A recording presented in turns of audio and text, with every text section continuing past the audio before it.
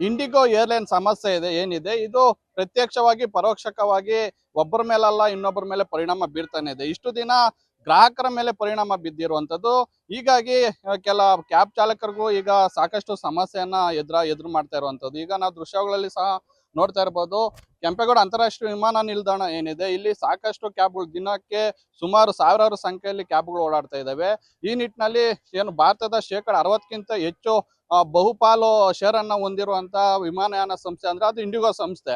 ಹೀಗಾಗಿ 60% ವಿಮಾನಗಳಿಂದ ಬರುವಂತ ಪ್ರಯಾಣಿಕರ ಸಂಖ್ಯೆ ಅತಿ ಹೆಚ್ಚು ಇರುತ್ತೆ. ಹಾಗಾಗಿ ಬೆಂಗಳೂರಿಂದ ಇತರೆ ಭಾಗಗಳಿಗೆ ಮತ್ತು ಇತರೆ ಭಾಗಗಳಿಂದ ಬೆಂಗಳೂರಿಗೆ ಬರುವಂತ ಪ್ರಯಾಣಿಕರ ಸಂಖ್ಯೆ ಹೆಚ್ಚಾಗಿದೆ. ಇದರಿಂದ ಏನು ತಮ್ಮ ಹೊಟ್ಟೆಪಾಡನ್ನ ನಡ್ಸ್ಕೊಂಡು ಹೋಗ್ತಾ ಇದ್ದಂತ ಕ್ಯಾಬ್ ಚಾಲಕರಿಗೆ ಈಗ ಭಾರಿ ಸಂಕಷ್ಟ ಎದುರಾಗಿರುವಂತದ್ದು. ಅಂದ್ರೆ ಯಾವುದೇ ಪ್ರಯಾಣಿಕರು ಬೆಂಗಳೂರಿಗೆ ಬರದ ಹಿನ್ನೆಲೆಯಲ್ಲಿ ಇವ್ರಿಗೂ ಸಹ ಪಿಕಪ್ ಮತ್ತೆ ಡ್ರಾಪ್ ಏನಿದೆ ಸಾಕಷ್ಟು ರೀತಿ ಸಮಸ್ಯೆ ಆಗ್ತಿದೆ. ಮತ್ತೆ ಹೆಚ್ಚಿನ ಈ ಹಿಂದೆ ಇದ್ದಂತ ದಿನಗಳಲ್ಲಿ ಸುಮಾರು ದಿನಕ್ಕೆ 4ರಿಂದ 5 ಟ್ರಿಪ್ಗಳನ್ನ ನಾವು ಮಾಡ್ತಾ ಇದ್ವಿ. ಆದ್ರೆ ಈಗ ಇಂಡಿಗೋ ಸಮಸ್ಯೆಯಿಂದ ಕೇವಲ ಒಂದು ಟ್ರಿಪ್ ಸಿಗುವಂತ ನಿರೀಕ್ಷೆ ಕೂಡ ನಮ್ಮಲ್ಲಿ ಇಲ್ಲ ಅಂತ ತಮ್ಮ ಅಳಲನ್ನ ತೋಡ್ಕೊಂತ ಇದ್ರೆ. ಈಗ ನಮ್ ಜೊತೆ ಟ್ಯಾಕ್ಸಿ ಚಾಲಕರು ಇದ್ದಾರೆ, ಅವ್ರನ್ನೇ ಮಾತಾಡಿಸ್ತಾ ಹೋಗ್ತೇನೆ. ಸರ್ ನಮಸ್ತೆ ಸರ್.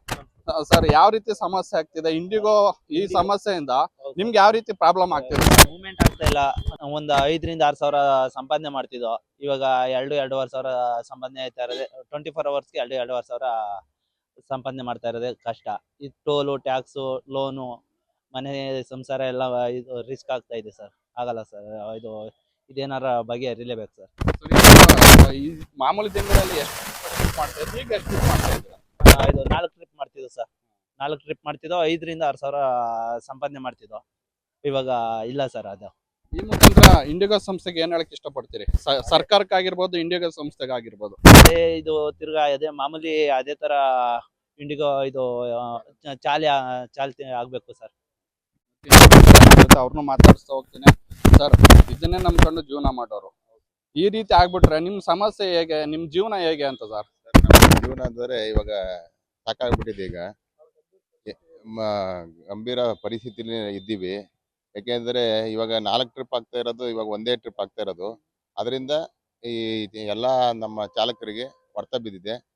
ಆದಷ್ಟು ಬೇಗ ಸರ್ಕಾರ ಎಚ್ಚರಿಕೆ ಆಗಲಿ, ಮತ್ತೆ ನಮ್ಮ ಇಂಡಿಕಾ ಸಮಸ್ಯೆ ಆಗಲಿ, ಬೇಗನೆ ಇದಕ್ಕೊಂದು ಪರಿಹಾರ ಬೇಗನೆ ಹುಡುಕಿ ನಮ್ಮ ಡ್ರೈವರ್ಗಳಿಗೆ ಒಳ್ಳೆ ಬಾಡಿಗೆ ಸಿಗೋ ಥರ ಮಾಡಿದ್ರೆ ಅನುಕೂಲ ಆಗುತ್ತೆ ಸರ್. ಇವರು ಏನು ಅಂದ್ರೆ ಉತ್ತರ ಕರ್ನಾಟಕದ ಕಡೆಯಿಂದ ಬಂದಿದ್ದಾರೆ, ಇಲ್ಲಿ ಜೀವನ ಕಟ್ಕೋಣ ಬೆಂಗಳೂರಿಗೆ ಬಂದು ಏನೋ ಒಂದು ದಾರಿ ಆಗುತ್ತಂತ ಬಂದಿದ್ದಾರೆ. ಅವ್ರನ್ನೂ ಮಾತಾಡ್ಸ್ತಾ ಹೋಗ್ತಾನೆ.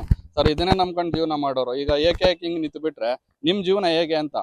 ಆದಷ್ಟು ಬೇಗ ಆರಂಭ ಮಾಡಿದ್ರೆ ಎಲ್ಲರಿಗೂ ಒಳ್ಳೇದು. ಅಲ್ಲಿಂದ ಇಲ್ಲಿಂದ ಬಂದು ಜೀವನ ಮಾಡಕ್ ಆಗವಲ್ತು. 1,200-1,300 ರೂಪಾಯಿ ಡೈಲಿ ಗಳಿಸೋರು ಇವತ್ತು 300 ರೂಪಾಯಿ. ನಿನ್ನೆ 6 ಗಂಟೆ ಗಾಡಿ ಹಾಕಿದ್ದು ಸಾಯಂಕಾಲ ಇವಾಗ ಮೂವ್ ಆಗಿದೆ. 300 ರೂಪಾಯಿ ಒಂದಿನ ಡ್ಯೂಟಿ ಅಂದ್ರೆ ಊಟ ಏನು ಮಾಡಮ್ಮು, ಅದೇನು ಮಾಡಮ್ಮ, ಅಲ್ಲಿಂದ ಬಂದು ರೂಮ್ ಬಾಡಿಗೆ ಏನು ಕಟ್ಟಬೇಕು ಸರ್. ಹಂಗಾಗಿ ಸರ್ಕಾರ ಜಲ್ದಿ ಆದಷ್ಟು ಬೇಗ ಆರಾಮ್ ಮಾಡ್ಬೇಕಂತ ನಾನು ವಿನಂತಿ ಮಾಡ್ತೀನಿ ಸರ್.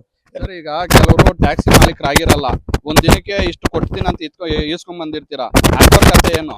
ಏನ್ ಸರ್, ಈಗ ಕಮಿಷನ್ ಲೀಸೇ 1,300 ರೂಪಾಯಿ ಕೊಡಬೇಕು, ಪಾರ್ಕಿಂಗ್ ಕಟ್ಟಬೇಕು. ಹಂಗಾಗಿ ಅದರಲ್ಲಿ ನಮ್ಗೆ ಏನು ಉಳಿಯಲ್ಲ, ಒಂದು 50-60 ರೂಪಾಯಿ ಉಳಿತದೆ.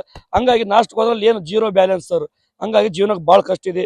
ಜಲ್ದಿ ಆರಂಭ ಸರ್ಕಾರಕ್ಕೆ ಇನ್ನೊಂದು ಮಾಡ್ತೀನಿ, ಜಲ್ದಿ ಸ್ಟಾರ್ಟ್ ಮೊದಲು ಹೆಂಗಿತ್ತು ಮೂವ್ಮೆಂಟ್ ಆ ತರ ಆಗ್ಬೇಕಂತ ನಾವು ಹೇಳ್ತೀವಿ ಸರ್. ಎಷ್ಟು ದುಡಿತಾ ಇದ್ರಿ ಮೊದಲು? 7-8-5,000 ರೂಪಾಯಿ 4,000 ರೂಪಾಯಿ ದುಡಿತೀವಿ.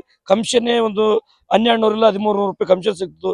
ಇವಾಗ ಅಂತರ 300ಕ್ಕೆ ಮುಟ್ಟ ಹೊಲ್ತು. ನಿನ್ನೆ 6 ಗಂಟೆಗೆ ಹಾಕಿದ್ದು ಇವಾಗ 3 ಗಂಟೆ ಆಗತ್ತೆ ಟೈಮಿಂಗು, ಇನ್ನ ಮೂವ್ಮೆಂಟ್ ಇಲ್ಲ ಸರ್.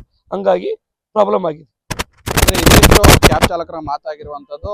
ಅಂದ್ರೆ ಜೀವನ ಕಟ್ಕೊಳಕ್ಕೆ ಎಲ್ಲಿಂದನೂ ಬರ್ತೀವಿ, ಏರ್ಪೋರ್ಟ್ ಕೆಲ ಜನಸಾಮಾನ್ಯರಿಗೂ ಆಸರೆ ಆಗಿದೆ. ಆದ್ರೆ ಇಂಡಿಗೋ ಏರ್ಲೈನ್ ಸಮಸ್ಯೆಯಿಂದ ಇಷ್ಟೆಲ್ಲ ಅವಾಂತರಗಳಾಗಿದೆ. ಇದನ್ನ ಆದಷ್ಟು ಬೇಗ ಕೇಂದ್ರ ಸರ್ಕಾರಗಳಾಗಿರ್ಬೋದು, ಇಲ್ಲಿನ ಏನು ಆಡಳಿತ ಮಂಡಳಿ ಆಗಿರ್ಬೋದು, ಆದಷ್ಟು ಬೇಗ ಸಮಸ್ಯೆಯನ್ನ ಕ್ಲಿಯರ್ ಮಾಡ್ಕೊಡ್ಲಿ ಅಂತ ಕ್ಯಾಬ್ ಚಾಲಕರ ಮಾತಾಗಿರುವಂತದ್ದು. ಕ್ಯಾಮ್ರಾ ಪರ್ಸನ್ ರಮೇಶ್ ಜೊತೆ Mahesh BM, guarantee news, Devanahalli.